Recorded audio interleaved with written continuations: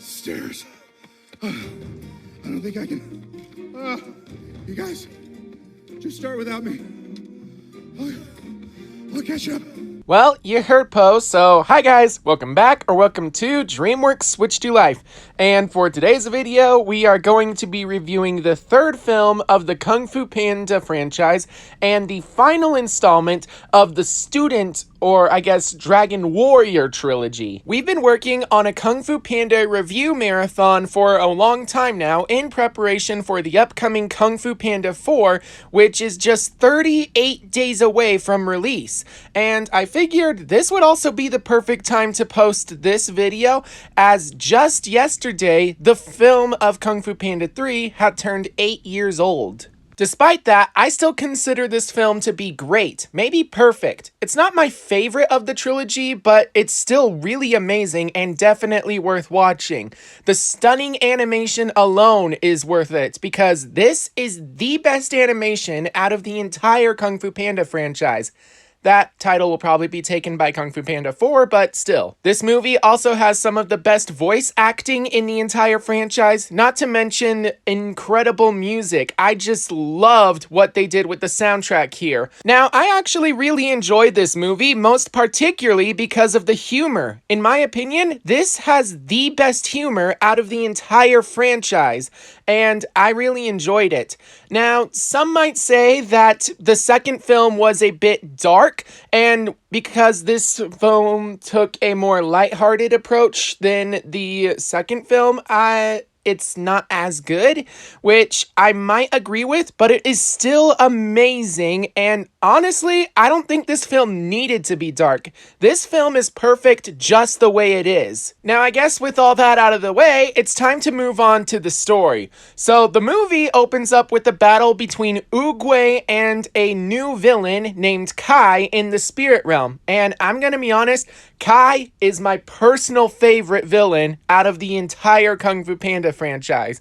His voice is so cool, but more importantly, I just love his skill set. He's really powerful and he has some really cool weapons, not to mention the fact that he can actually take the chi of other people, or essentially their life force, and turn them into jade zombies, indestructible warriors who will do his bidding no matter what they originally were like before they became jade zombies, and I just love that kind of story.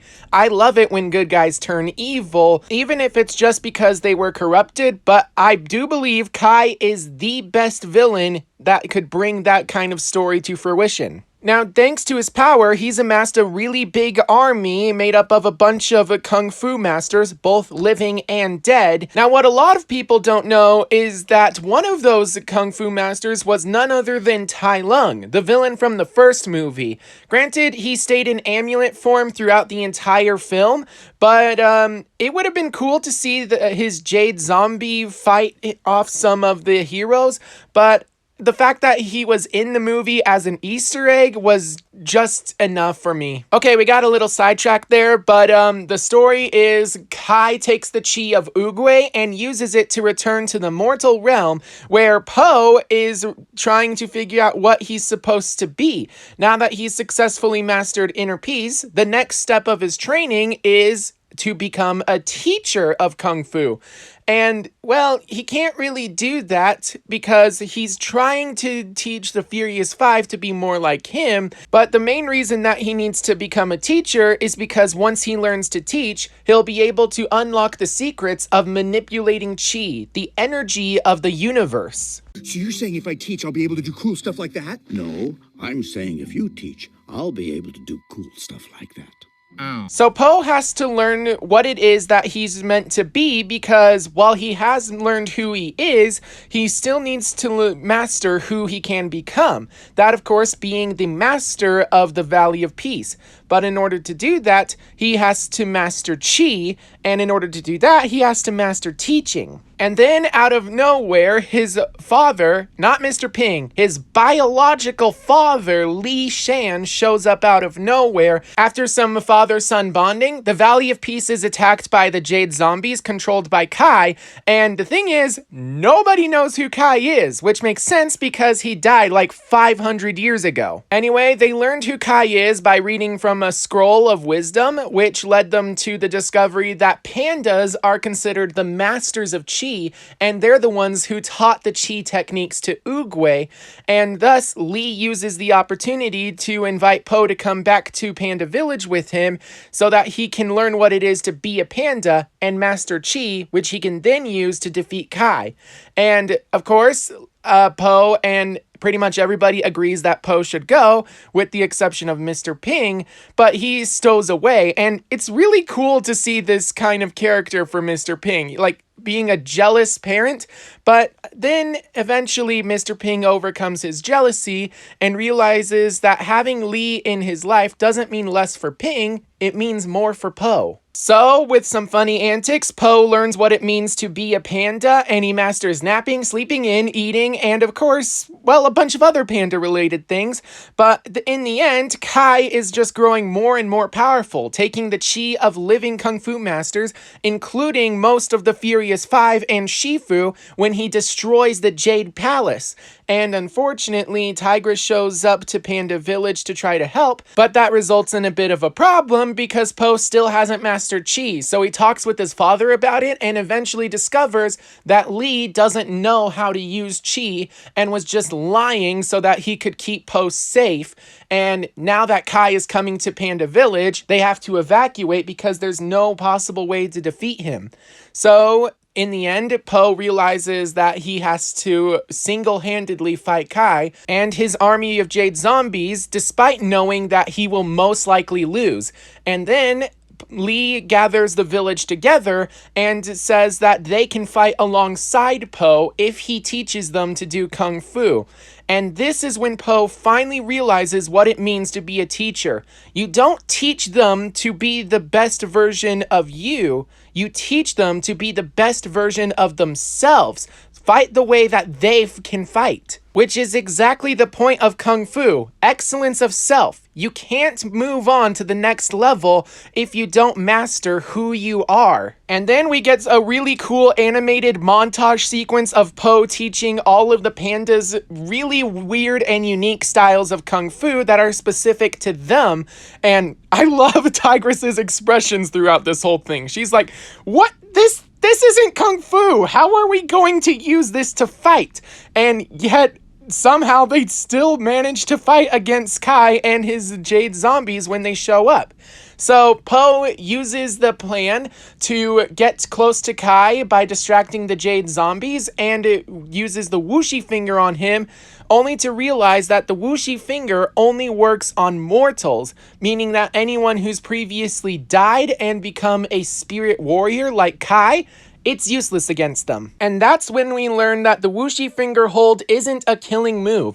It's actually a way to open a portal to the spirit realm and banish someone's soul and body there, which is exactly what happened to Tai Lung in the first movie, and Po uses the technique on himself to banish both himself and Kai to the spirit realm.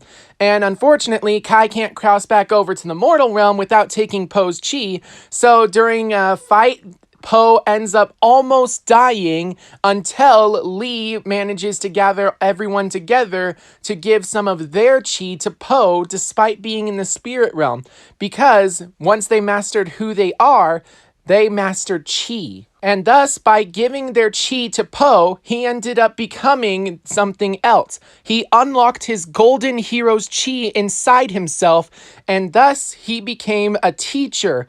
And thus he unlocked Chi and was able to defeat Kai by becoming the Dragon Warrior. Get it? See the giant dragon? After defeating Kai, Po had a talk with Oogway about why he was chosen to be the Dragon Warrior and how he had grown to beyond what he was supposed to be. He became the panda he was destined to become. Now, at the time, a lot of people thought that this was a fitting end for the franchise, and to be honest, I would have agreed with you if it weren't for the fact that back in 2011, it was confirmed the franchise was supposed to get 6 films. So I'm happy that we got this third movie, and it was a really great point to take a hiatus.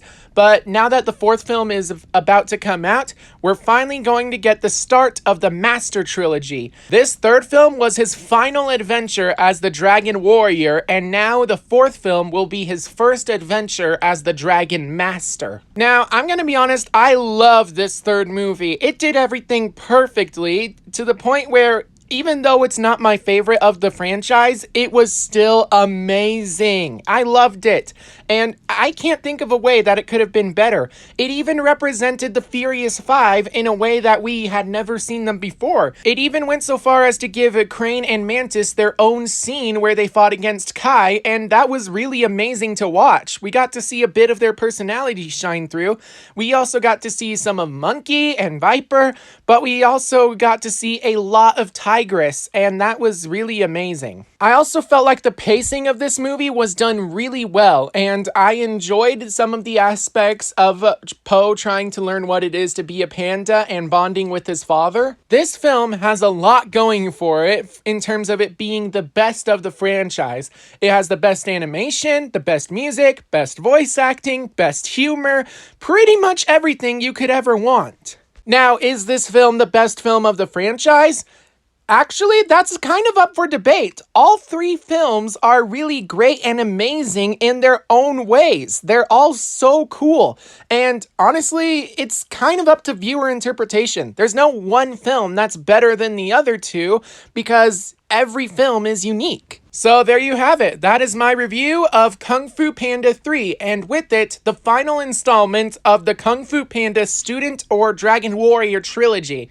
And with that in mind, I'm going to be taking a break from Kung Fu Panda reviews, though I eventually do plan to make a review for Kung Fu Panda The Paws of Destiny, The Dragon Knight, and of course, the 4th film when it eventually releases. With that in mind, I hope you guys enjoyed today's video, and please make sure to like and subscribe so you can keep up to date on all things Dreamworks, including next week's video, where I will be reviewing Dreamworks' 48th movie, Orion and the Dark. In the meantime, you can watch some of my other Kung Fu Panda reviews using the playlist down below, but until next time, I hope you guys are all staying safe out there, and I'll see you in my next video. But until then, bye-bye. I think I just peed a little.